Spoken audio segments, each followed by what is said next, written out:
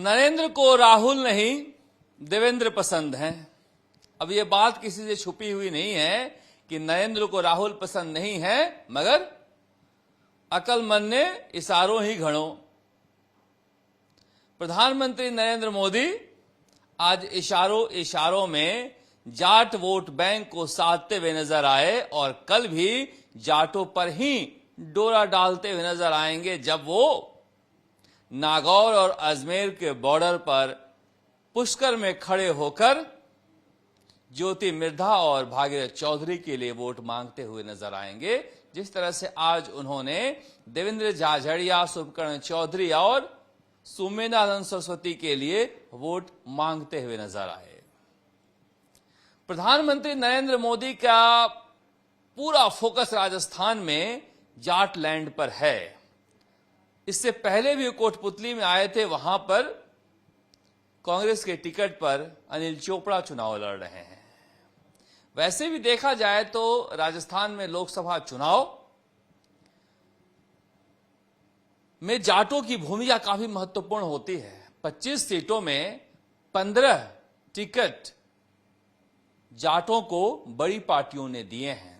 BJP ने 7 जाट उम्मीदवार उतारे हैं, कांग्रेस ने 6 और 2 गठबंधन में सीपीएम और आरएलपी के हैं।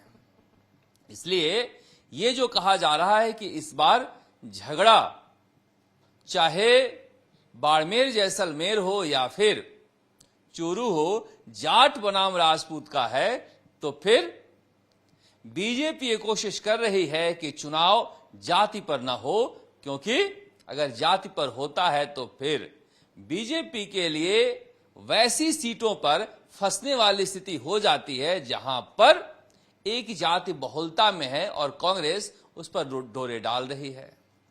अब बाड़मेर में ही देखिए, वहां पर भी कैलाश चौधरी जाट ही उम्मीदवार हैं बीजेपी की तरफ से, मगर बीजेपी के साथ समस्या क्या है कि कम से कम जाति के मुद्दे पर वो कंबल ओढ़कर घी पीना चाहती है।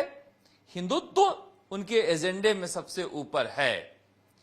जाटों को आरक्षण देने के बाद भी विधानसभा चुनाव में तो दबे छुपे हुए शब्दों में प्रधानमंत्री नरेंद्र मोदी ने नागौर में इसका जिक्र कर दिया था कि हमने जाटों को आरक्षण दिया है, मगर चूरू में किया नहीं। चूरू में उन्होंने कहा कि पिछड़ा वर्ग आयोग को संवैधानिक दर्जा हमने दिया, कांग्रेस ने पिछड़ों की उपेक्षा की है। मगर देखिए, राजस्थान में वैसे भी कहते हैं जिसके पास है जाट उसके हैं ठाठ, जिसके पास नहीं है जाट उसकी हो जाएगी खड़ी खाट। और यह भी सच्चाई है कि बीजेपी राजस्थान में अगर मजबूत हुई है तो जाट वोट बैंक के बदौलत मजबूत हुई है। तो जो वहां पर एक कोशिश की जा रही थी चूरू में कि जाट बनाम राजपूत का चुनाव हो, प्रधानमंत्री नरेंद्र मोदी किसे कह रहे थे कि भाई यहां आने की क्या जरूरत थी? कहीं वो राजेंद्र राठौड़ को तो नहीं कह रहे थे। उन्होंने कहा, सार्वजनिक रूप से हाथ जोड़कर बीजेपी के बड़े नेताओं को कह रहा हूं कि मेरी सभाओं में ना आए, मैं छोटे नेताओं के साथ बैठकर सभा कर लूंगा। मगर देखिए, प्रधानमंत्री नरेंद्र मोदी जब वोट बैंक को साधते हैं तो नजरों में केवल एक चीज नहीं होती है। अगर गए हैं शेखावटी के इलाके में तो वहां सैनिकों का सम्मान, किसान, पानी, राष्ट्रवाद, राम, भ्रष्टाचार और देवेंद्र, सब कुछ था। राहुल कसवा टिकट कटने को लेकर सहानुभूति के लहर पर सवार होकर कांग्रेस के नाव में बैठ गए राजस्थान के रेगिस्तान में, मगर प्रधानमंत्री नरेंद्र मोदी उसी सहानुभूति के कार्ड पर देवेंद्र झाझड़िया को ऊपर रखना चाहते हैं, जब वो कहते हैं कि चूरू के लोगों, आप लोगों को शायद पता नहीं, देवेंद्र से हमारा रिश्ता पुराना है। देवेंद्र की मां ने जो कुछ कहा दिल्ली में मुझसे, दिल को छू लिया। कैसे एक मां ने संघर्ष करके एक ऐसे लड़के को जो शारीरिक रूप से पूरी तरह से सक्षम नहीं था, उसे इस मुकाम पर पहुंचाया कि दुनिया भर में उसने झंडे गाड़ दिए भारत के। मैं देवेंद्र को टिकट देकर उस मां के संघर्ष को सलाम करना चाहता हूं। यानी किस तरह से राहुल कसवा के सहानुभूति के धार को कुंद करते हैं, आप समझिए इसे। ये भी कहते हैं क्योंकि जानते हैं कि शेखावटी का इलाका जो है वो देश भर में राजस्थान की जो खिलाड़ी पैदा होते हैं सबसे ज्यादा यहीं से होते हैं। कृष्णा पुनिया वहीं की बगल की सीट से चुनाव लड़ती हैं। वो कहते हैं कि देवेंद्र को टिकट देकर मैं देश के खिलाड़ियों का सम्मान बढ़ाया हूं। अब राहुल कसवा के साथ क्या समस्या है कि वो कोशिश कर रहे हैं कि राजेंद्र राठौड़ का नाम लेकर, काको जी के खाक मिटाने का नाम लेकर इसे राजपूत बनाम जाट का चुनाव कर दें। मगर प्रधानमंत्री नरेंद्र मोदी बार बार किसान किसान किसान, किसान का बेटा जब वो कर रहे थे तो बताने की कोशिश कर रहे थे कि देवेंद्र झाझड़िया भी किसान ही हैं। और देवेंद्र झाझड़िया भी ये बताते नजर आए कि ये राहुल कसवा का टिकट कोई राजेंद्र राठौड़ की वजह से नहीं कटा है। 2-3 साल पहले ही जब मैं गया था प्रधानमंत्री नरेंद्र मोदी से मिलने तो उन्होंने कहा था कि देवेंद्र तुम्हारे लिए हमने कुछ और सोच रखा है। मगर क्या जिस तरह के जातिगत उफान पैदा करना चाह रहे हैं राहुल कसवा और जाट वोट बैंक को साधना चाह रहे हैं, उसमें सफल हो पाएंगे या फिर प्रधानमंत्री नरेंद्र मोदी जिस तरह से पेपर लीक का मसला हो, यमुना का जल चूरू में लाने का मसला हो, या फिर उज्ज्वला में सिलेंडर के दाम कम करने का मसला हो, इस पर जो बात कर रहे थे। और सबसे बड़ी बात जो उन्होंने कही कि बालाकोट स्ट्राइक के समय मैं चूरू में था और पुरानी यादें ताजा हो गई। सौगंध इस मिट्टी का देश नहीं झुकने दूंगा। और जो भीड़ लहर की तरह उठ रही थी बार बार, वो जोश दिखा रहा था कि देवेंद्र झाझड़िया को आज ऐसा लगा होगा कि मुकाबले में हम ऊपर आ भी सकते हैं। क्योंकि देखिए कांग्रेस राहुल कसवा के सीट को एक प्राइज कैश की तरह ले रही थी और किस तरह से मल्लिकार्जुन खड़गे जी खुद आकर पार्टी में शामिल कराए। ऑब्वियस है कि 3 बार उनके पिता यहां से सांसद रहे, 2 बार ये रहे, तो कांग्रेस को लगा कि इस परिवार के अलावा कोई यहां जीत ही नहीं सकता, वो परिवार हमारे साथ आ गया। और ये उनके लिए सुविधा भी थी कि जाट बनाम राजपूत हो जाए। मगर बगल में शुभकरण चौधरी भी फटकारे मारते हैं, वो जाट नेता हैं, सुमेधानंद सरस्वती भी जाट हैं। इसीलिए कहा जा रहा है कि जो उमेदाराम बेनीवाल चाह रहे हैं कि राजपूत बनाम जाट हो जाए बाड़मेर में, राहुल कसवा भी यही चाह रहे हैं। मगर प्रधानमंत्री नरेंद्र मोदी ने इशारा कर दिया है राजेंद्र राठौड़ को कि बड़े नेता कहीं और जाके चुनाव संभाले, यहां पर देवेंद्र काफी है। देवेंद्र अगर पूरी दुनिया में झंडा गाड़ सकता है तो चूरू में भी गाड़ सकता है। और कल वो पहुंच रहे हैं भगवान राम का नाम लेकर हनुमान के यहां, जहां पर ज्योति जला रखी है। प्रधानमंत्री नरेंद्र मोदी ने नागौर से चुनाव हारने के बाद फिर से ज्योति मिर्धा को टिकट देना, ये कम बड़ा साहस का काम नहीं है।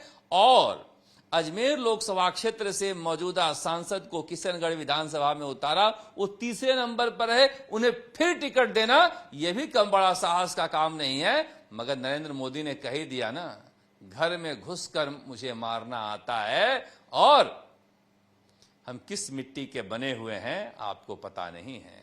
अब तक जो भी हमने परोसा है ये 10 साल में एपिटाइजर है। जो होटलों में जाते हैं तो ये हरा भरा कबाब या पनीर टिक्का, चिकन टिक्का, ये सब जो आता है खाने से पहले, यही हमने अभी रखे हैं प्लेट में। अभी तो ये ट्रेलर है, पूरी पिक्चर बाकी है। अब पिक्चर की झांकी वो दिखा रहे हैं कि हमारी पिक्चर ऐसी भी हो सकती है जहां पर भ्रष्टाचारी जेल में होंगे, जहां पर गरीबों के लिए हमारे खजाने खुलेंगे, जहां पर विकास के रास्ते खुलेंगे। क्या प्रधानमंत्री नरेंद्र मोदी राजस्थान में माहौल तैयार कर लेंगे और कांग्रेस की आखिरी उम्मीद जो जाट वोट बैंक है उसमें सेंध लगा देंगे? क्योंकि देखिए कांग्रेस में जो जाट नेता हैं वो भले ही उग्र हों, मगर बीजेपी में भी एक जाटों का सॉलिड वोट बैंक है। जिस तरह से भीड़ आई थी आज नोहर से, भादरा से, या फिर तारानगर से, चूरू से, साधुसर से, तो ये कहा जा सकता है कि ऐसी बात नहीं है कि कांग्रेस का जो मुखर जाट वोट बैंक है वो दिखाई दे रहा है और बीजेपी के पास मजबूत जाट नेता नहीं है। इसके अलावा बीजेपी के पास मूल ओबीसी का एक वोट बैंक है, मगर वो जानते हैं कि शेखावटी के इलाके में मुसलमान वोट बैंक काफी है। झुंझुनू एक ऐसी सीट है जहां पर 2 बार मुस्लिम उम्मीदवार सांसद रहा है और चूरू में तो कांग्रेस मुसलमान को ही टिकट देती रही है। इस बार राहुल कसवा के चक्कर में मुस्लिम को टिकट नहीं दिया है, तो वहां पर भी मुसलमानों को साधते हुए नजर आए। 3 तलाक के जरिए उन्होंने कहा कि किसी मुस्लिम महिला को हमने केवल राहत नहीं दी है 3 तलाक खत्म करके, उस मां को भी राहत दी है जिसकी बेटी जाती है, शादी करके बच्चे हो जाते हैं और उसे घर से निकाल दिया जाता है 3 तलाक करके। उस पिता को भी राहत दी है, उस भाई को भी राहत दी है। हमने पूरे मुस्लिम परिवार को सुरक्षा प्रदान कर दी है। तो आप समझिए कहां से वो साध रहे हैं। और जो कहा जा रहा है कि दलित आ जाएं अगर शेखावटी में बीजेपी के पास, तो बीजेपी की धार मजबूत हो जाए, वो यहां भी साधते नजर आ रहे हैं, क्योंकि शेखावटी के दलित जो हैं वो दलित मूवमेंट से ज्यादा जुड़े हुए हैं और ज्यादा उग्र हैं। वो कह रहे हैं कि बाबा साहब भीमराव अंबेडकर की बेइज्जती की है कांग्रेस ने, और हमने तो भारत रत्न दिया है, एक दलित को राष्ट्रपति बनाया है, जिनके खिलाफ इंडी गठबंधन के लोग सारे जुड़े हुए थे। मुझे लग रहा है कि वो इन सारे मुद्दों को उठाकर जनता के बीच रख रहे थे, उम्मीद जगा रहे थे, सहानुभूति का फैक्टर क्रिएट कर रहे थे, और जानते हैं कि ये किसान जातियां जो हैं वो भावुक होती हैं, राष्ट्रवादी होती हैं, मार्शल कौमें हैं, सीमा पर लड़ती हैं। जब कहते हैं कि जम्मू कश्मीर में जो खून गिरा है वो शेखावटी के शहीद सैनिकों का है, हमने धारा 370 खत्म कर दी है, हमने घर में घुसकर मारना भी सिखा दिया है, जो कि घमंडिया गठबंधन की सरकार में नहीं हुआ करती थी। हमारे सैनिक मारे जाते थे तो सैनिक परिवारों को भी साधते हैं। मुझे लग रहा है कि एक बेहतर कम्युनिकेटर हैं, मगर उसके बावजूद पूरी बीजेपी जो है वो प्रधानमंत्री नरेंद्र मोदी के ऊपर डिपेंड है, और प्रधानमंत्री नरेंद्र मोदी के ऊपर जिम्मेदारी आ पड़ी है कि सारी सीटों को हम कैसे जिताएं। अब इन बातों को कैसे साधा जाता है, किस तरह से दलित और जाट वोट बैंक को बीजेपी साध पाती है, ये निर्भर करेगा कि बीजेपी हैट्रिक लगा पाती है कि नहीं, 25 की 25 सीटें मिल पाती है कि नहीं। अब आज तो देवेंद्र के यहां वो बोल गए, राहुल के नाम लिए बिना सब कुछ, कल हनुमान के लिए क्या बोलेंगे, ज्योति के पक्ष में ज्योति का नाम ले लेकर हनुमान का नाम लिए बिना, यह भी दिलचस्प होगा देखना। वैसे कल कांग्रेस का पूरा कुनबा भी आ रहा है जयपुर में, जहां पर वो गारंटियां देंगे। इसीलिए एक दिन पहले प्रधानमंत्री नरेंद्र मोदी विधानसभा चुनाव के दौरान दी हुई अपनी तमाम गारंटियों को गिना रहे थे। देखते हैं किसकी गारंटी पर जनता ज्यादा भरोसा करती है। आप देखते रहिए चुनाव आज तक। नमस्कार, जयपुर से शरद कुमार।